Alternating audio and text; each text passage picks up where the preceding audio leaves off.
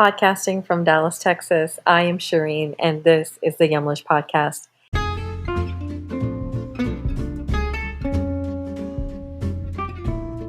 Yumlish empowers people with chronic conditions like type 2 diabetes and heart disease to take charge of their health through diet.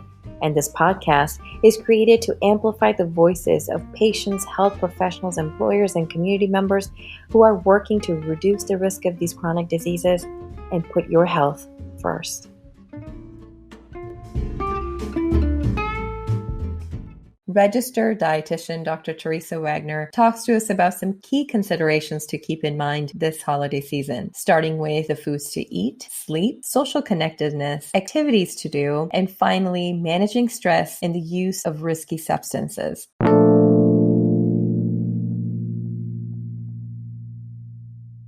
Dr. Wagner is a registered and licensed dietitian. She is certified in public health and a certified community health worker instructor. As a clinician, she was recently certified in patient safety, lifestyle medicine, and health coaching. Welcome, Dr. Wagner. Thank you.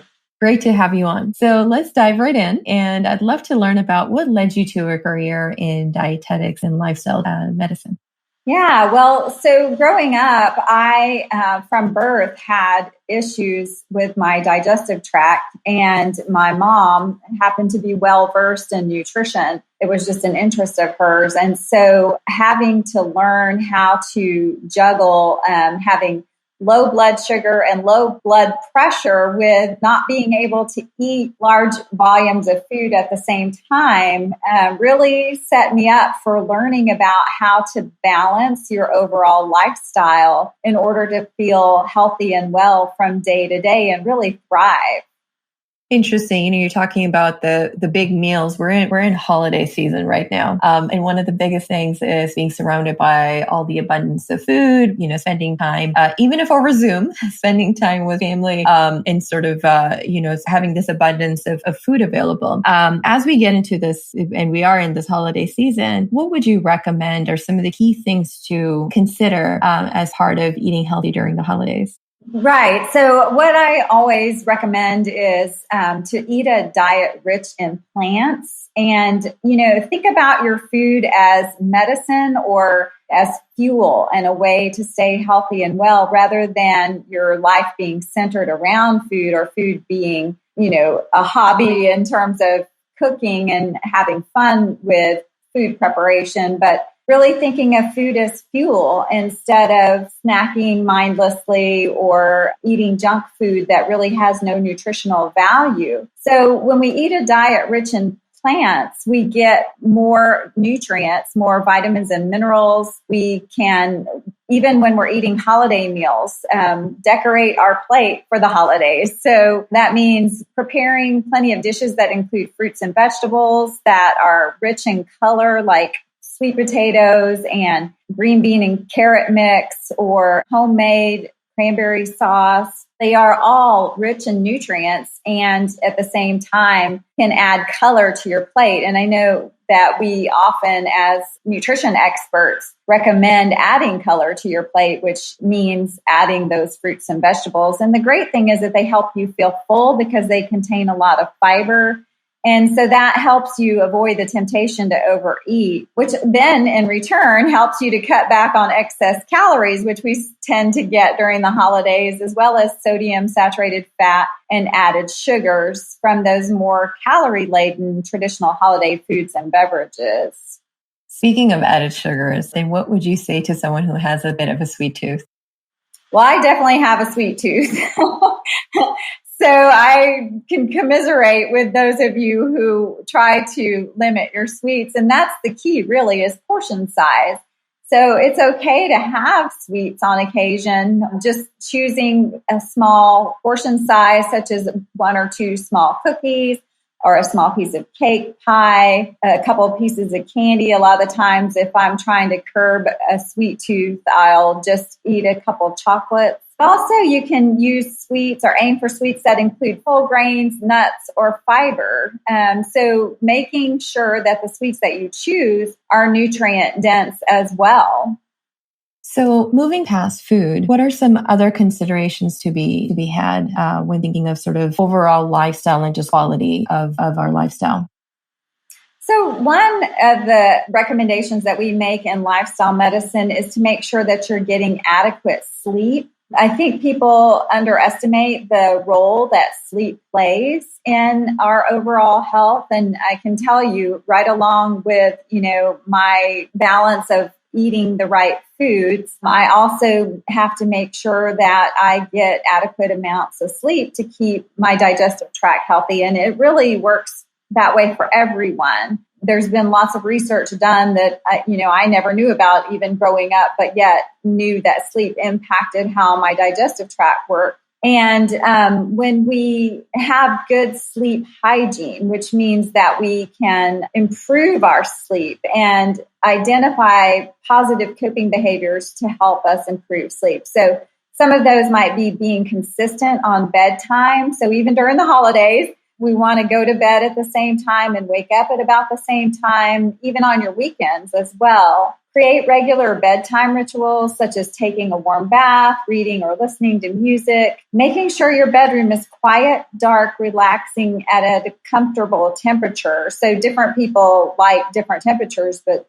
choose one that you and your spouse or significant other agree on, and then make sure that, you turn down the thermostat or have your electric blanket if it's the winter time, but also making sure that you don't have distractions. Removing electronic devices such as TVs, computers, and smartphones from the bedroom can play a huge role in having high quality sleep. Also, avoiding large meals, caffeine, and alcohol before bedtime. Your body's busy processing all of those things while you are trying to sleep, and it can impact the quality of your sleep. And then making sure that you get regular exercise, because being physically active during the day can help you fall asleep more easily at night. I know I exercise regularly as a part of my overall lifestyle health plan, and I sleep great. So I know it does play a role. I think when your body is physically tired, it helps your mind be tired as well and stress-free.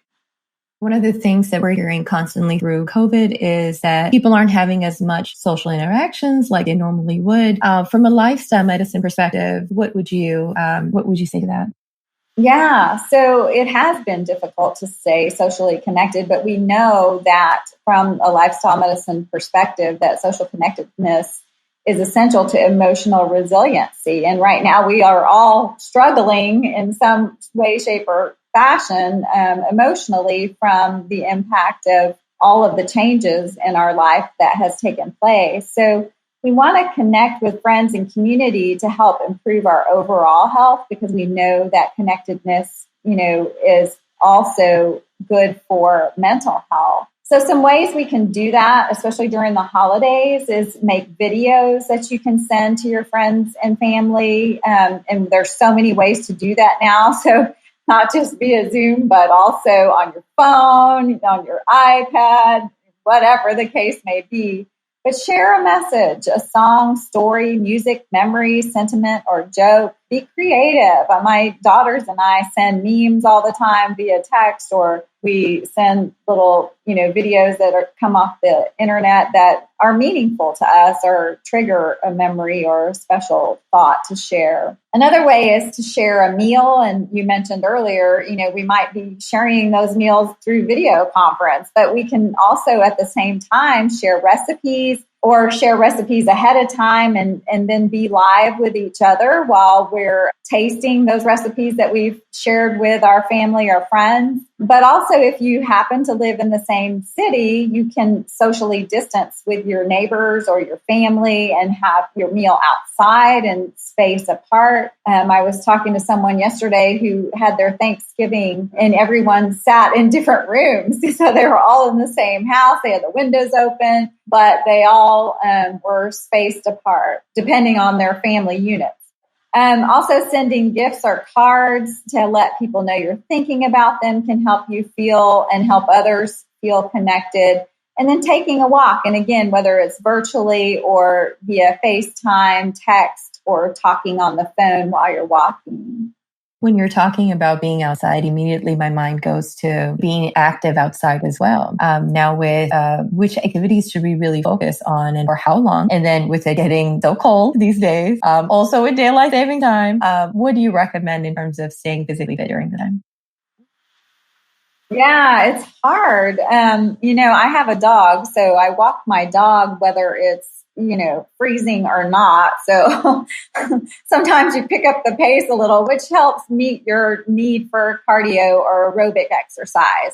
So that's where you get your heart rate up. We need to do that as adults about 150 minutes each week. Minimum, and then about 300 minutes each week is the goal. But we also need 2 sessions of strength training. So that's some way that you're actually using your muscles, and whether or not you feel comfortable going to a gym to be able to do that right now. You can do videotapes online. I know there's yoga programs online. There's all kinds of programs that have offered low cost or free memberships during this pandemic. So those are all great ways. Make sure your kids are getting plenty of exercise. If they're 6 to 17 years old, about 60 minutes or more of physical activity each day. And that can be running, playing tag. And then children 3 to 5 also need to be physically active. So active play throughout the day rather than sitting and watching videos or TV most of their day. A lot of people have built home gyms so that they can still jump rope, or, I actually have a treadmill so I can still walk inside if it's snowing or raining, but just trying to be creative and find ways of even, helped people use canned goods as weights or anything around the house that can help you to make sure that you're getting that mix of both cardio and muscle strengthening exercise in your home or outdoors in your neighborhood if you need to. Lots of walking going on. And again, I pass the time, talking on the phone or texting and listening to music. So there's lots of creative ways to continue to keep exercise in your life. We also hear that stress levels are high during this time. We were talking about sort of being socially connected, but also the stress associated with contracting the virus, worrying about family members. I think it's just been a very stressful 2020 overall. What would you say on the stress management side? Yeah, definitely true about 2020. Well, stress is a normal part of life. I know it's been kind of heightened this year, but it's really something we can't control. However, we can control our response to stress, and we need to recognize that negative stress responses will actually make our stress worse. So instead, we need to identify positive coping mechanisms and use stress reduction techniques to improve our well-being. So what does that mean? Well, keeping a positive attitude in general. Sometimes it's the way you think about or react to stress that can make all the difference. And believe me, I think a lot of that comes with age. Just learning that, everything is not the end of the world and that there will be solutions for COVID. We know that there's vaccines on the horizon now, and CDC just came out this morning with the news that, they're thinking by June of next year, we should have pretty good vaccination coverage. So also accepting that there are events we can't control, which allows us to expend energy where it can be more effective. So I know for myself, a lot of the times I'll feel stressed and I'll think to myself, okay, what is it that you're stressed? Like, where is the stress coming from? And I'll, in my mind, identify what that stressor is and go, okay, well, can't deal with that till tomorrow, whenever it comes due or whatever the case may be. So stop doing that and focus on doing something positive right now. So learning to relax, purposeful relaxation, such as deep breathing, muscle relaxation, and meditation are ways that people can also deal with stress. I walk. That is just my go-to. For some reason, that really helps me, but a lot of people use yoga or other types of relaxation exercise. And then find your stressors and effective ways to cope with them, kind of like what I just mentioned about, identifying what is it that's actually stressing me and then trying to put it where it needs to go. Any last things that you would recommend as part of overall lifestyle, medicine?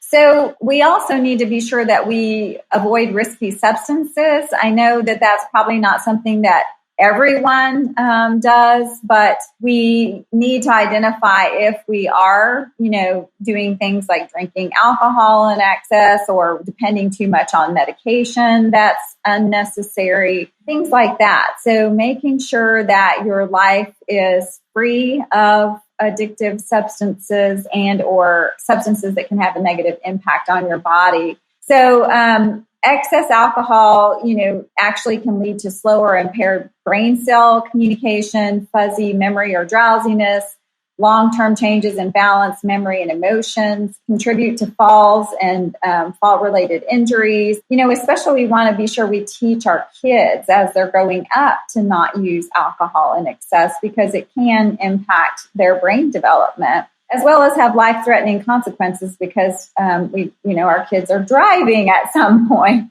But when we talk about alcohol, for women, it's recommended that we have no more than 1 drink per day, and for men, no more than 2 drinks per day. And I know during the holidays, we tend to, celebrate a little bit, but that doesn't mean you can save up your 7 drinks for the week and have them all on Saturday or all on Christmas Day. So trying to practice moderation overall is probably your best bet. And what does that mean? Well, it's 12 ounces of beer, 1.5 ounces of hard liquor, or 5 ounces of wine, which is a small pour at a restaurant. But just, overall, thinking about getting towards this healthy lifestyle, where are you in having gaps in all of these things that we've talked about, whether it's sleep, stress, eating, exercise, all of the different things that we mentioned, including avoiding the risky substances and having social connectedness. So gather your materials, or, what do you need to make that happen? And then make your health a daily life choice. We at the University of North Texas Health Science Center have Lifestyle Health MS degree, where we teach people to be health coaches that can help people to make these good choices on a daily basis and change what it is that you feel are gaps in your health regimen. And then maintain your goals. And that's often the hardest part to do, but by, knowing, I guess for myself, it's been a process of, knowing when I don't feel good and knowing that following these lifestyle practices makes me feel good. And I'm, rarely ever sick. And especially as you age, a lot of people have chronic disease and things like that. But with a medicine lifestyle, you can avoid having all those medications as you age. So it's just a great way to be healthy and feel good. And, maybe some of these can be your New Year's resolutions. That sounds great. So with that, Dr. Wagner, we're toward the end of the episode. I'd love to conclude with learning how listeners can connect with you, learn more about your work. Yeah, for sure. So as I mentioned, I'm at the University of North Texas Health Science Center. I'm in the Lifestyle Health Sciences Department in the School of Health Professions. My email is Teresa, Teresa, .Wagner, Wagner, at unthsc.edu. My Twitter handle is at travelingrd, which RD is registered dietitian. And then I'm also on LinkedIn, Teresa Wagner. That's lovely. And we're going to link everything up in our show notes so folks can click it and have access to the social media pages. With that, thank you so much, Dr. Wagner, for your time. I really appreciate it. I'm hoping to take a lot of these into my daily life. And one that really resonates with me is getting all the hours of sleep, making a schedule and sticking to it. So that's one good thing that I'll take with me and hopefully implement it and report back to you. Sounds great. So find Yumlish on all the social media accounts linked in our podcast show notes. Our Yumlish socials help you learn more about our mission at Yumlish, keep you updated on helpful tips for managing your diabetes, and giving you access to exciting opportunities with Yumlish. With that, to our listeners in Texas, Yumlish will be running a diabetes management course here in the Dallas region. If you are interested, email us at info@yumlish.com and we'll connect you over to that. Lastly, if you enjoy Yumlish podcast and know a healthcare expert working in the nutrition space, reach out to us on Instagram to nominate them. Send us a DM telling us who you want to nominate, what they do, and why you believe their work is making a difference in the lives of individuals to conquer chronic illness. Thank you again. Until next time, stay well. This episode of the Yumlish podcast is made possible by Anchor. Anchor is a free and easy way to create a podcast. Their creation tools allow you to record and edit your podcast right from your phone or computer. Anchor also distributes your podcast for you, so it can be heard across Spotify, Apple Podcasts, and many more. It's everything you need to make a podcast all in one place. Download the free Anchor app or go to anchor.fm to get started.